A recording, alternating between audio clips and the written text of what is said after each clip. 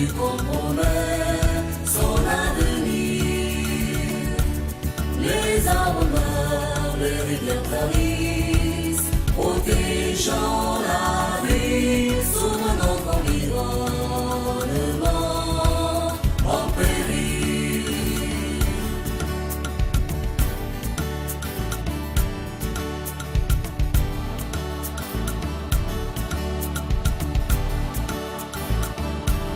Wanam irin lakari tiri hune hey yoga sumunyo wayan to siba mani subori handoro se wanam miringu siteke maya sachelo yo berekete irin nam. À Paris, en 2015, the governments of the entire world para encontrar un acuerdo sobre el clima. будущее планеты под вопросом. Nous comptons sur vous. We're counting on you. мы рассчитываем на вас. Contamos contigo. Sur vous. Depuis le premier sommet sur le développement durable en 1972 à Stockholm, les questions environnementales ont pris une place croissante dans l'agenda international. Le sommet de la Terre de Rio en 1992 est l'acte fondateur de la diplomatie verte. La Convention cadre des Nations Unies sur les changements climatiques y a été adoptée. Chaque année, depuis 1995, la conférence des parties de la Convention, COP en anglais, qui rassemble tous les États signataires, se réunit pour lutter contre le changement climatique. Cette convention cadre a servi de base politique au fameux protocole de Kyoto en 1997 lors de la COP 3. Ce traité impose à 37 pays industrialisés de réduire d'ici 2012 leurs émissions de gaz à effet de serre de 5,2% par rapport à 1990. Mais aucune contrainte ne pèse à l'époque sur les grands émergents, Chine ou Inde, importants pollueurs. En 2009, la COP 15 de Copenhague frôle l'échec. L'accord non contraignant tente de limiter le réchauffement planétaire à 2 degrés, mais sans décliner le mode d'emploi pour y parvenir. Le Durban Package, adopté à l'issue de la COP 17 en 2011, qui faillit également tourner au fiasco, prévoit un calendrier pour un accord en 2015 englobant tous les grands pays industriels, États-Unis et Chine en tête. La 21e conférence des parties sur le climat, COP21, à Paris, vise à aboutir au premier accord universel pour limiter à 2 degrés le réchauffement et indiscutablement, seuil au-delà duquel la science prévoit des conséquences désastreuses.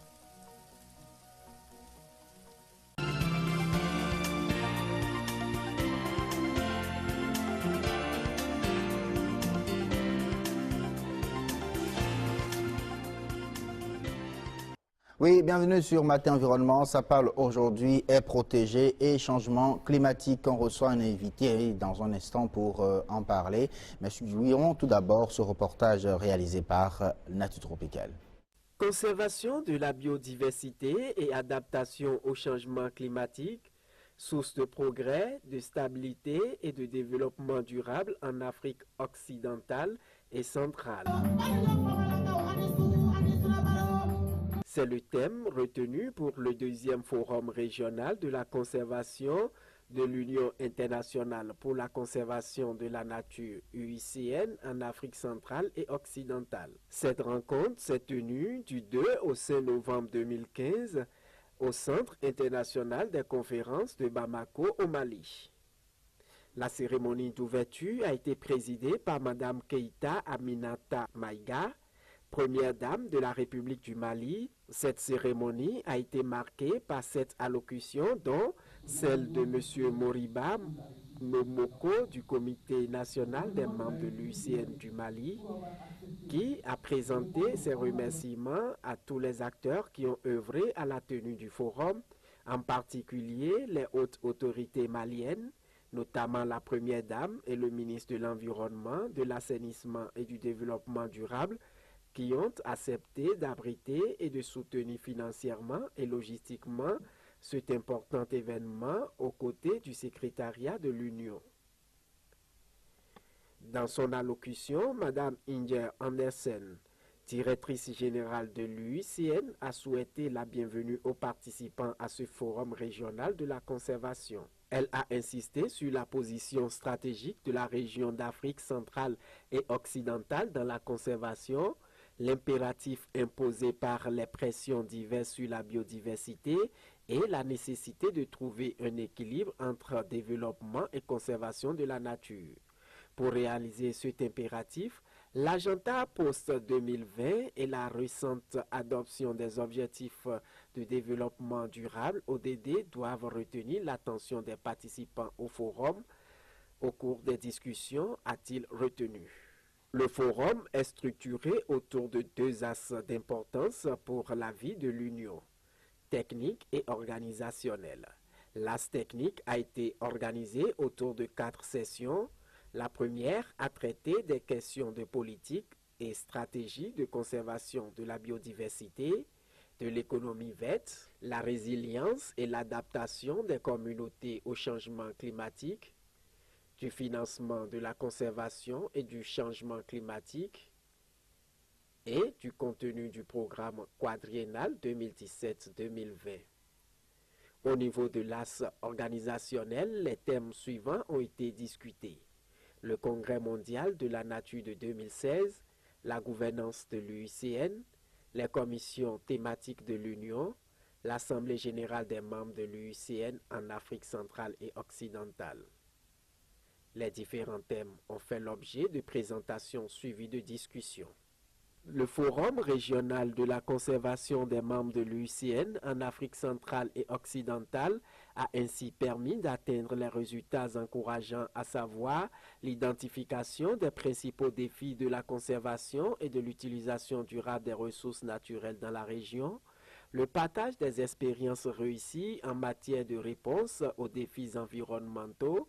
Les délégations africaines sont mieux informées sur les rendez-vous internationaux et sur leur rôle, en particulier la COP21 sur le changement climatique et le Congrès mondial de la nature. Les enjeux de l'Afrique sont discutés par nos ministres, c'est-à-dire qu'un pays ne peut pas négocier seul. Dans l'atténuation, comment nous allons faire pour préserver nos forêts, comment nous allons faire pour séquestrer le carbone mondial, mais aussi comment nous allons faire pour nous adapter aux effets néfastes, la question agricole, la question de maîtrise de l'eau, l'érosion côtière, etc. Mais aussi, la priorité pour nous, c'est l'énergie. Il y a certaines solutions qui sont, je dirais, qui nécessitent une approche globale. Parce que même si vous faites quelque chose seul au Mali, et que vos voisins, de près ou de loin, ne vont pas dans la même direction, c'est pour ça que tout le monde doit aller dans la même direction, parce qu'il faut que ce soit une approche globale, tout en ayant évidemment des actions locales. Des recommandations ont aussi été formulées. Il s'agit de la gouvernance de l'Union, de l'extension du délai de paiement des cotisations des membres de la région pour permettre une plus grande participation de la région au congrès de Hawaï. Voilà, aujourd'hui, ce sont les aires protégées qui sont menacées. Des organisations tentent en tout cas de reconstruire et de renforcer les mesures de sécurité, les mesures de protection de ces zones, voilà, de ces aires protégées. Et nous avons sur ce plateau l'un des représentants de ces organisations, il s'agit bien sûr de l'UICN, Sébastien Regnault, qui est chef département UICN Afrique occidentale et centrale. Bonjour. Bonjour. Merci d'accepter notre invitation ce matin. Bonjour à vous, William Apollinaire Tchoki. Bonjour Songaba. Merci également d'être avec nous ce matin. Oui, c'est la fête ou ce sont plutôt des échanges, c'est le moment de grande conscience de l'autre côté de Paris, parlant bien sûr de la COP21, William.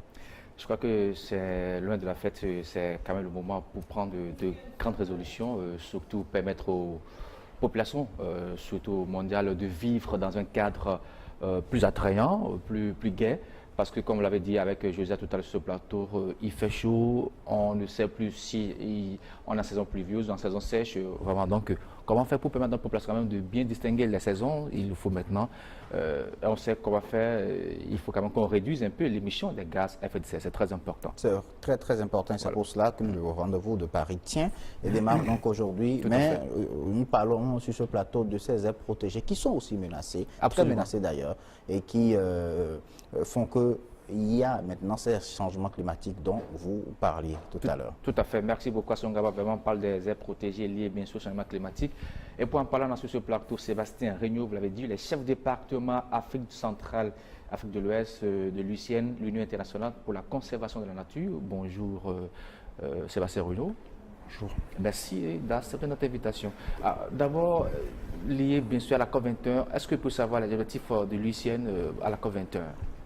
L'IUCN y va pour représenter ses membres. L'IUCN étant une union de membres dont les ONG, les États, ainsi que 15 000 scientifiques volontaires sont représentants. On a parlé des effets globaux, des actions locales. Nous allons là-bas pour apporter ce plaidoyer pour que les bonnes décisions soient prises et que les attitudes et les comportements changent.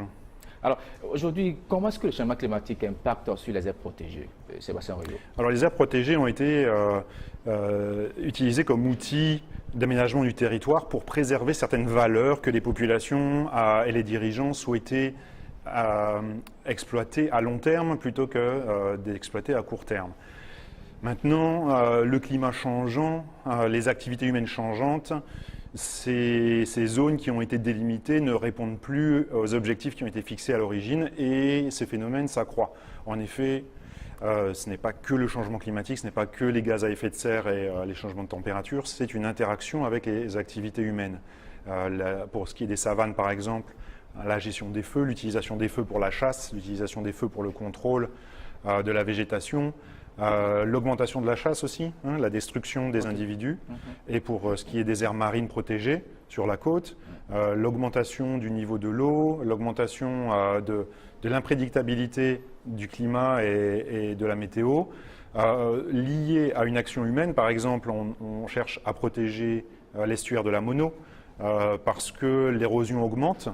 Mais c'est aussi une activité humaine de production de sel en utilisant le bois d'énergie des mangroves. Les mangroves sont les stabilisateurs de ce banc de sable et de l'estuaire de la Mono. Quand on enlèvera les mangroves, c'est ce qui est en train de se passer. Le changement climatique n'aura plus qu'à nettoyer ce qui reste et vous allez perdre des zones énormes de territoire et de ressources. Alors, vous couvrez l'Afrique de l'Ouest, comme l'a dit, et l'Afrique centrale. Dites-nous dans quelle localité, ou dans quel pays, j'allais dire, qu'on sent beaucoup plus l'action du changement climatique sur les aires protégées. Est-ce qu'au Bénin, on vit la situation? Vous avez démontré tout à l'heure un peu au niveau du Mono que si on continue à couper les mangroves, que la mer va continuer à grignoter l'espace béninois. Alors, qui sont les principales victimes? Nous avons réalisé une grosse étude régionale, même continentale, avec le Centre mondial de suivi écologique à Cambridge, le centre des Nations Unies, qui montre en effet deux grosses victimes qui ne sont pas là où il y a les forêts. Donc les forêts agissent comme un stabilisateur, et là où ne sont plus les forêts, en effet, la côte, qui subit les changements de vent, qui subit l'augmentation de l'érosion côtière. Voilà, donc qui subit l'érosion. Et la deuxième partie, c'est la partie soudanienne, sahélo-soudanienne, qui donc a déjà perdu beaucoup de végétation de par l'activité humaine, qui n'a plus donc cet effet stabilisateur. Cet effet augmente. On voit, d'après les modèles, que l'eau devrait augmenter, les températures devraient augmenter. Si les feux ne sont pas contrôlés, par exemple, tout ce qui est en savane disparaîtra en savane herbeuse, tout ce qui est en forêt disparaîtra en savane. Ça, c'est le résultat de nos études. Alors, vous avez pris le cas du Bénin en parlant bien sûr de Mono. Est-ce que si on conserve seulement les mangroves, cela suffit pour réduire l'avancée de la mer à ce niveau précis, ou bien il y a autre chose qu'on doit Non, sur la côte du Bénin, on a plusieurs sites de vulnérabilité. Les mangroves sont un des outils, là où elles existent. On a aussi des outils d'aménagement dur et on a aussi des comportements humains qui ne sont pas uniquement liés à des aménagements. Lesquels, par exemple? Contrôler les systèmes de consommation, contrôler les niveaux de consommation, contrôler la pollution urbaine, qui crée en effet des grosses pertes sur toute la côte. On connaît les sachets en plastique qui viennent des marchés, on connaît les hydrocarbures, on connaît les déversements d'ordures aussi. Tout ça déstabilise le milieu naturel. On a besoin de la végétation pour stabiliser les côtes, on a besoin des animaux pour stabiliser la végétation et aussi comme ressource naturelle puisque les gens se nourrissent de ces poissons, se nourrissent de ces végétaux. Oui, oui, mais alors vous avez parlé bien sûr de ces hommes qui se nourrissent de ces poissons et de ces végétaux. Quand on parle des changements climatiques, sinon de la menace qui pèse sur les aires protégées, c'est la cause bien sûr de besoins de besoins humains qu'il faut satisfaire en réalité. Est-ce que, en aidant bien sûr l'Afrique occidentale et l'Afrique centrale à protéger ces aires protégées, vous permettez à cette population-là de pouvoir toutefois répondre à ses besoins, satisfaire à ces besoins-là, c'est-à-dire manger? Alors, nous savons que dans les pays pauvres, dans les populations pauvres, les populations qui sont proches des aires protégées sont les moins pauvres. Les aires protégées fournissent de l'eau, fournissent des terres arables et elles fournissent une gamme très diversifiée de produits. Donc pour ce qui est des populations, quand les aires protégées sont bien appliquées, les populations locales sont les premières à en bénéficier, sauf en cas d'utilisation pour d'autres objectifs, comme par exemple la culture du coton, comme on le voit dans le Nord, ou l'exploitation forestière non durable, comme on le voit aussi dans le Nord. Ensuite, les aires protégées contribuent au PIB. C'est un outil pour le pays, ce n'est pas un outil pour seulement les populations locales. Ces contributions ne sont pas toujours mesurables, mais les têtes de source des fleuves importants qui alimentent les populations, qui alimentent les villes, sont dans les aires protégées. C'est le rôle des aires protégées de protéger cette source d'eau. C'est le rôle des aires protégées de faire de l'oxygène. Okay. L'oxygène est créé par les végétaux. Sans les aires protégées, sans les arbres, vous avez un sol qui n'est plus fertile, qui ne produit plus de fertilité pour les autres sols. La poussière est emportée par le vent, elle se dépose dans les villes et elle se dépose dans les estuaires, elle comble les trous d'eau qui sont en aval. Oui, mais qu'est-ce qui va permettre alors aux Africains aujourd'hui de renforcer la protection de ces aires protégées? Qu'est-ce qu'il faut faire de façon concrète aujourd'hui? On a besoin d'un engagement, d'une prise de conscience critique de la part des décideurs.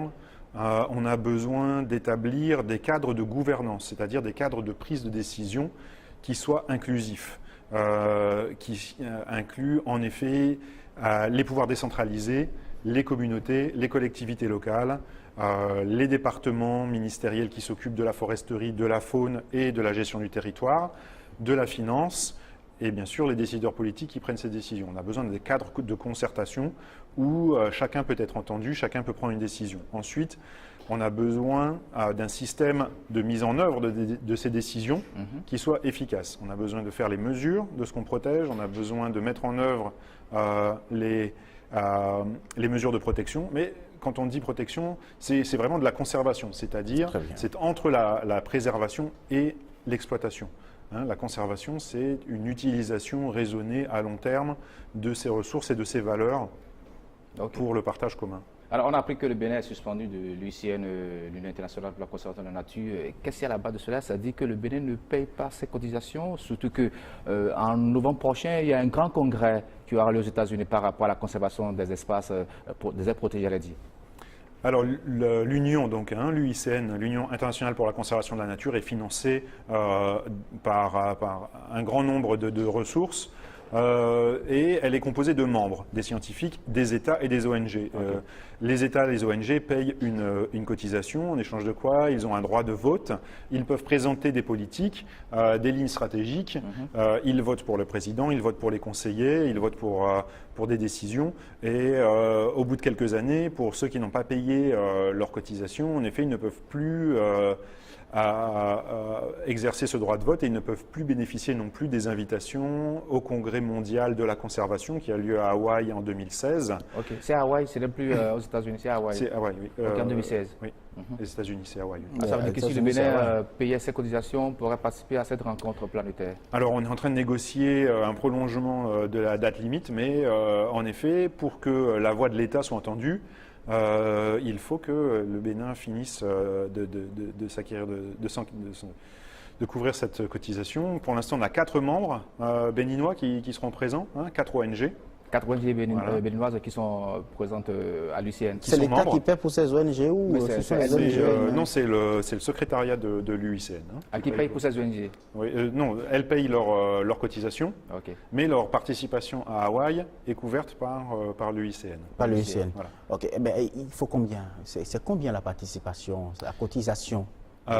J'ai pas les chiffres parce que je ne connais pas le nombre d'années et je ne connais pas la négociation qu'il y a eu entre l'État et l'UICN, mais c'est de l'ordre de quelques millions, au-dessus d'une dizaine de millions, je pense. Autour d'une dizaine de millions mais on par a plusieurs an, années. Hein. Par non, an. c'est pas par an. Ça, c'est la dette qui est sur peut-être plus de 5 ans là. Sur 5 ans. Sur 5 ans. Millions. Juste 10 millions pour 5 ans. Je pense que exacts. mon pays est capable de payer cela. On a les ressources nécessaires pour pouvoir le faire. Hein, et il faudrait qu'on enlève, qu'on épuise rapidement ces dettes-là pour permettre au Bénin de participer bien sûr à cette conférence de Hawaï. C'est toujours aux États-Unis, c'est les Hawaï. Voilà, c'est ça. Alors, qu'est-ce qu'il faut faire? Comment c'est arrivé? Est-ce que c'est le Bénin seul qui se retrouve dans cette situation-là? Puisque vous couvrez l'Afrique occidentale, l'Afrique centrale. Il y a un autre pays qui est très proche d'ici aussi, qui n'a pas pu couvrir sa cotisation. Comment c'est arrivé? Écoutez, je sais que le membre représentant pour l'État, c'est le Sénagref. Il semble que cette représentation a été transférée au ministère. Le Trésor public doit pouvoir décaisser. Hein. C'est le problème, en tout cas pour votre voisin. Le Trésor public n'a pas validé le décaissement. Ok. Le même problème. Merci beaucoup, Sébastien Réunion. Avec vous, on a parlé un peu quand même des aires protégées du changement climatique. Vivement quand même que l'État béninois puisse plonger cette dette pour permettre au Bénin de bénéficier des atouts scientifiques et surtout technologiques de l'UICN, cette Union internationale pour la conservation de la nature. Merci beaucoup, c'est fini à Songaba. Oui, l'UICN qui fait beaucoup. Moi, j'ai vu les actions, bien sûr, de cette organisation-là au niveau du parc W aussi, qui fait partie des aires protégées. Depuis le départ, bien sûr, de l'UICN, à travers, bien sûr, ce projet, j'ai oublié le nom du projet. Ben, voilà, le projet WAP, vous voulez dire? Non, oui, c'est bien ça, le projet WAP, oui. C'est bien ça, oui. Le parc W se retrouve dans une situation. Dans un état, je dirais, piteux, il vaut mieux qu'on dise les noms. Ça c'est vrai, et il va falloir qu'on reprenne avec ces genres d'initiatives, qu'on reprenne avec ces genres d'organisations pour que, au moins, ces aires protégées-là soient réellement valorisées, pour que, pourquoi pas, que le parc W reprenne. Du service et commence pas à attirer beaucoup plus de touristes, beaucoup plus de touristes au Bénin. Et ça, il va tout simplement du développement économique de notre pays. Le Bénin s'écoule, que fais-tu aujourd'hui?